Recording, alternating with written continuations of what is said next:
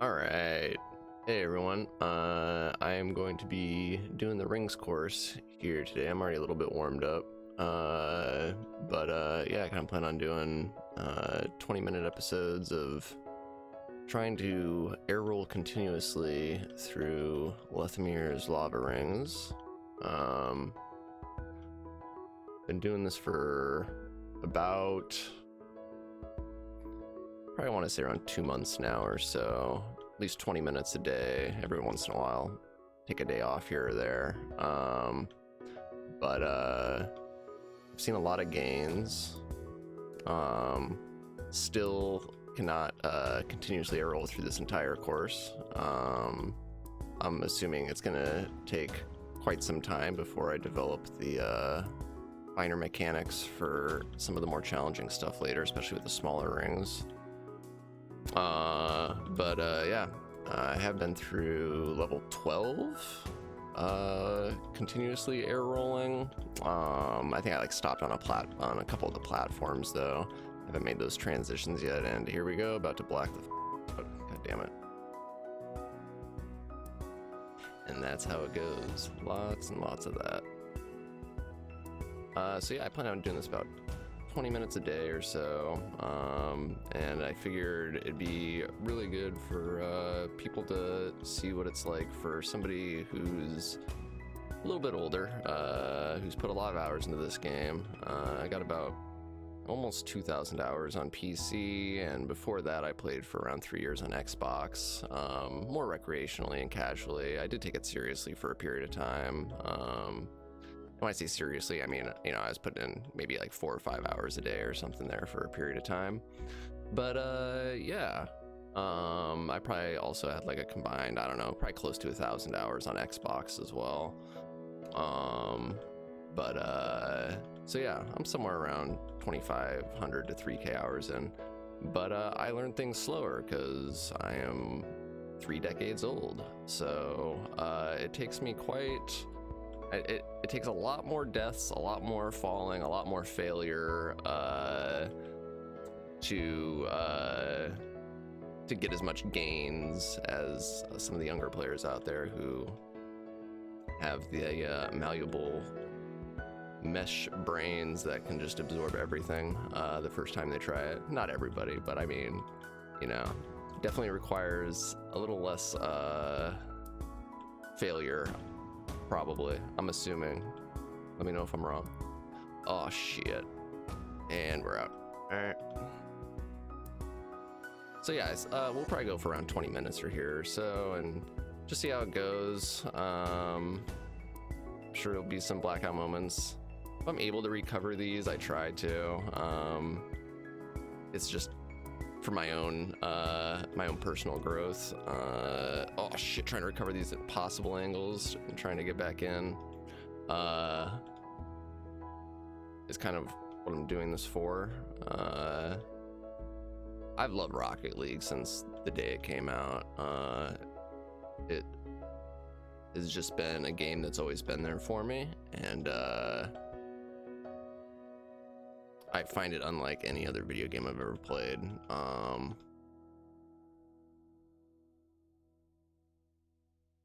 Being able to... Sorry, it's hard to talk and concentrate at the same time. I haven't tried talking while doing this before. But Rocket League in general, just the personal pursuit of having absolute control over your car and being able to get it to do whatever you want, and the inspiration for wanting to do it, I mean, comes from seeing a high level play and seeing just how incredible some of the players are that are out there. I mean, I could just go on listing names, oh shit, for days. But I mean, I think the first time I really saw a pro play, the first time I turned on Twitch and was like, oh shit, Rocket League, it was season 5 Worlds, and it was like, I think it was We Dem Girls with shit, I'm spacing his name, Metzonoris. I think I remember seeing Metzonoris for the first time. I believe he was on We Dem Girls at the time, but that was when I saw NRG and Justin, Garrett G, Fireburner, and the Justin's, you know, famous 4-second "This is Rocket League" goal.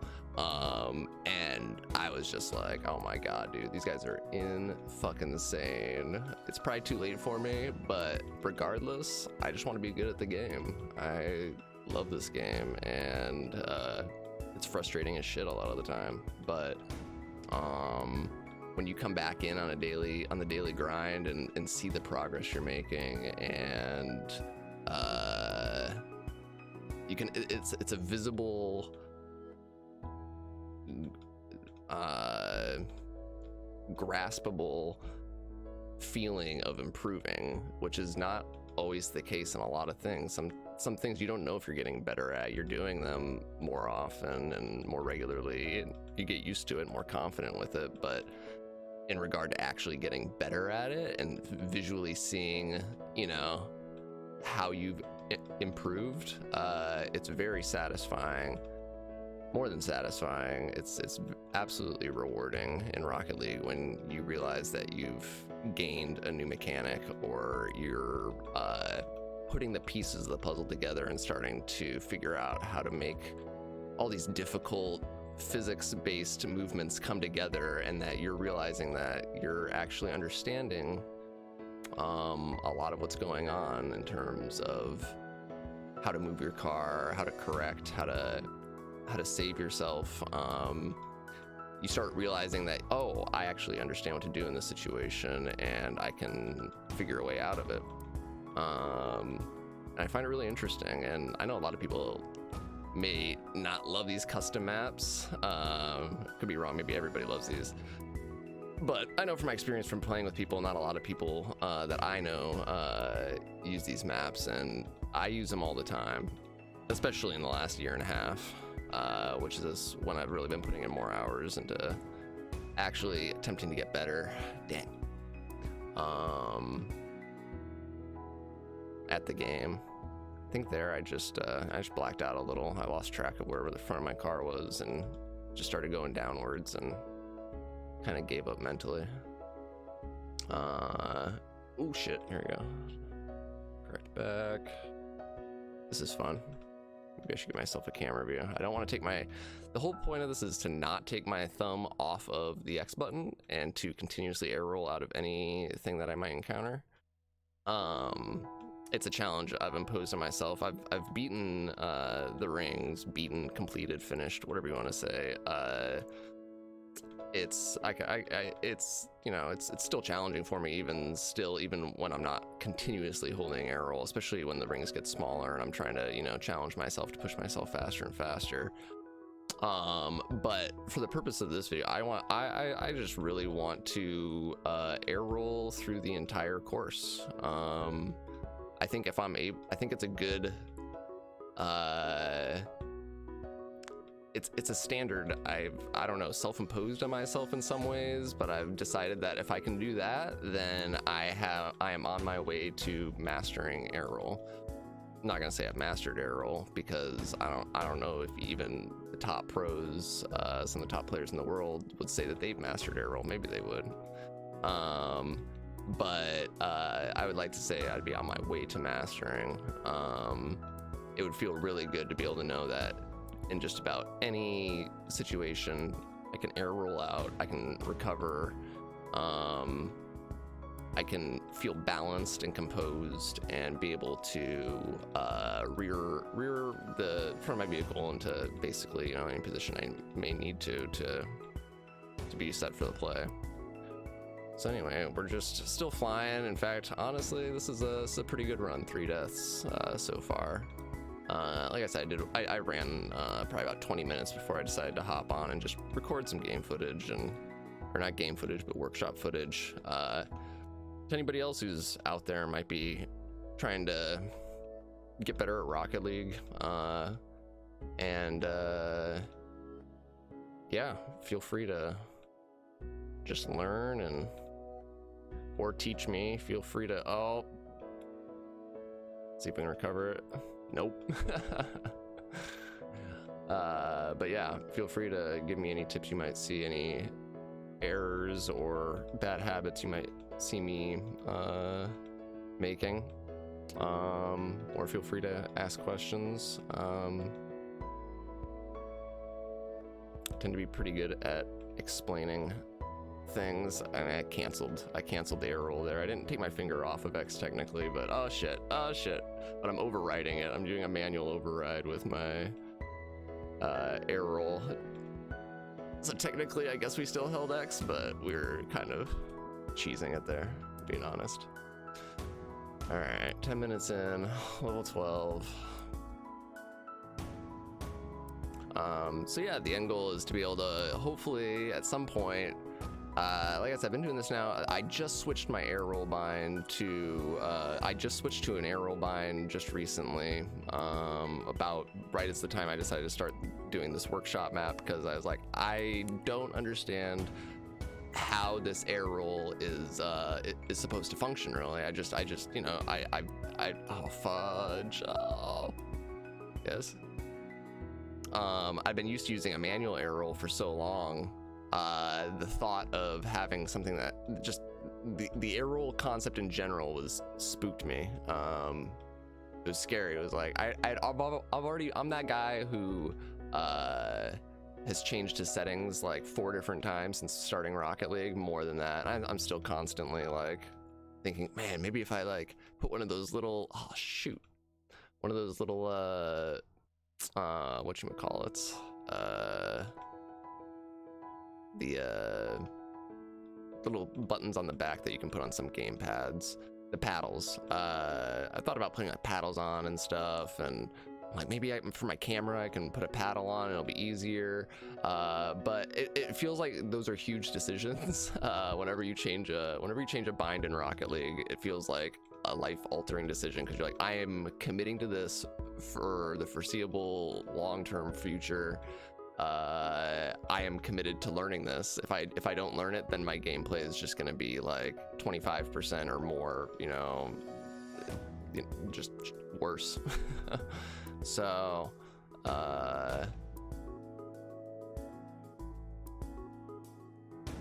yeah, I decided I was just going to commit to it and do it and see how it felt. And it felt really bad at the beginning.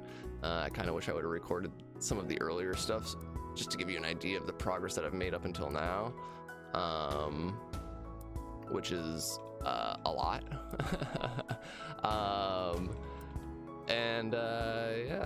Yeah, doing pretty good here. Shit, I can feel it kind of blacking out, but we're gonna recover. Nice. I just had to put the controller overlay on as well, because I always appreciate when Rocket League players have their control overlays on, so if I don't understand a specific angle that he's recovering at or something, I'm just gonna land here and even think about staying in the air for this part. It's just really nice to be able to reference that and be like, what the hell is, and you know, and sometimes you'll have to know like what button does what, because everybody's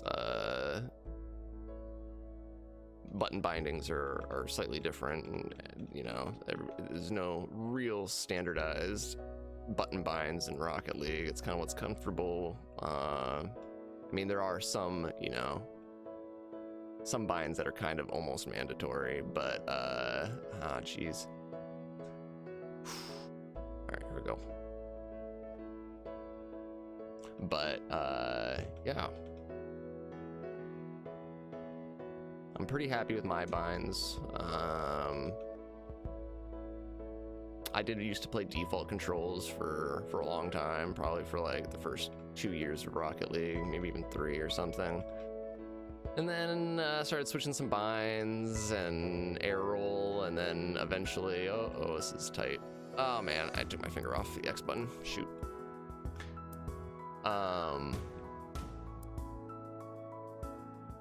Yeah.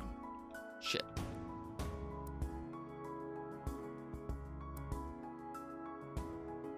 But eventually I decided that I wanted to use, son of a gun, all 4 of my fingers on the buttons, because I was just having trouble switching, and when I say all 4 fingers on my buttons, I mean L1, L2, R1, R2, and holding the controller basically, so both my joystick and middle finger, or my index finger and middle finger, are lying on those controls throughout while I play.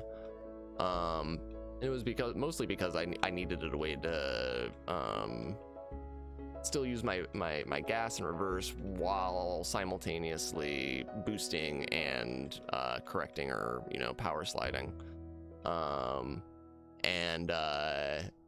You kind of make these discoveries as you start playing Rocket League. In the beginning, you're like, why would I need to do that? It seems silly. But the more time you put into the game and the more mechanics that open up for you, the more you start realizing that, oh, button bindings are important and their placement's important because you have to execute certain buttons at different times and sometimes at the same time.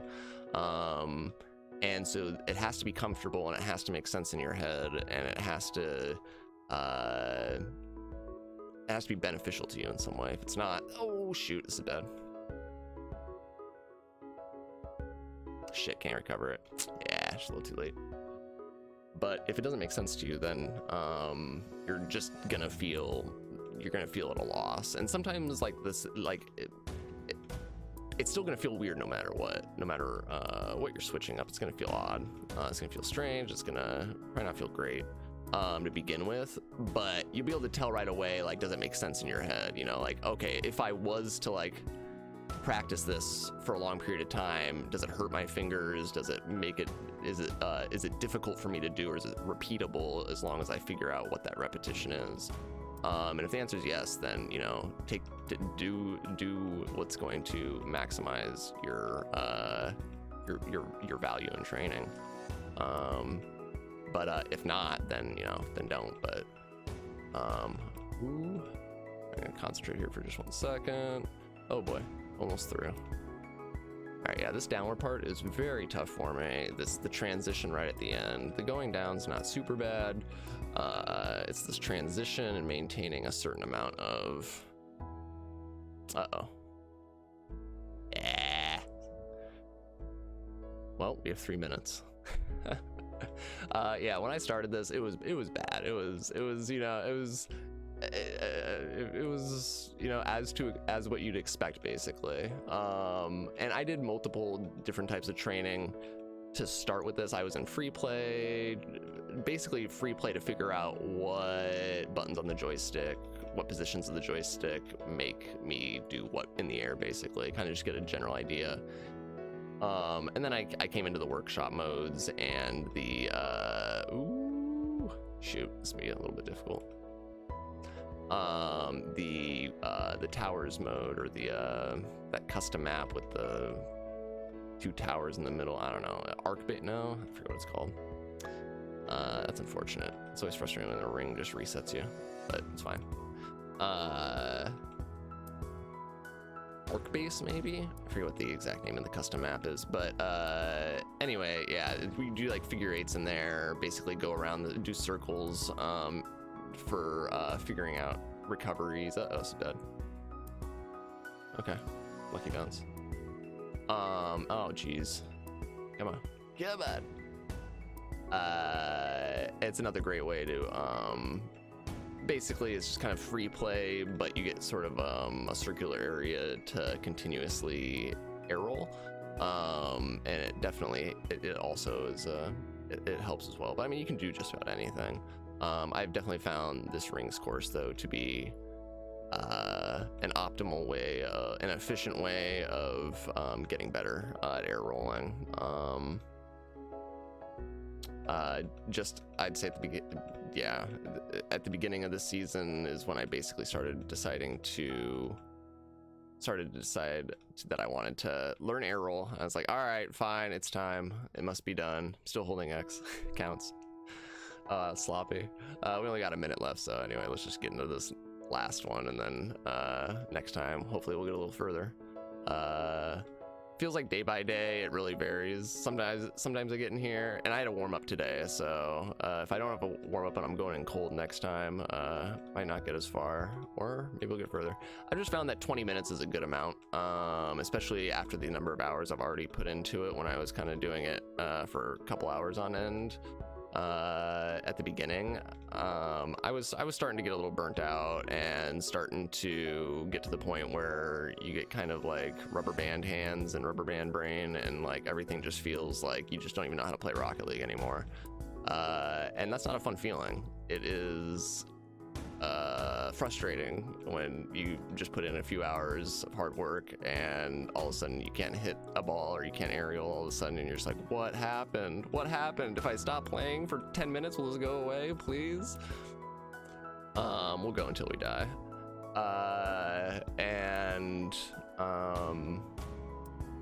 Yeah, it's a pretty bad feeling.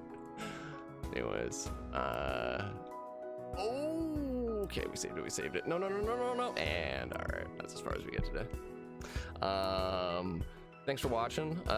Feel free to come on back and watch the next one. I'll probably post these once a day for the foreseeable future until I complete this, and then maybe we'll do a different workshop map. I got other ones that I've never finished as well. Let's Dribble Challenge. I've been stuck on level 8 for, geez, I don't know how long, a month and a half, 2 months now. And Eversax's Dribble Challenge, I'm stuck on 8 on level 8 on his as well. So yeah, we might try out some other ones and try and accomplish them. They're really difficult, so I don't expect me to be doing it anytime soon, but yeah, anyway, thanks for watching, and have a great day.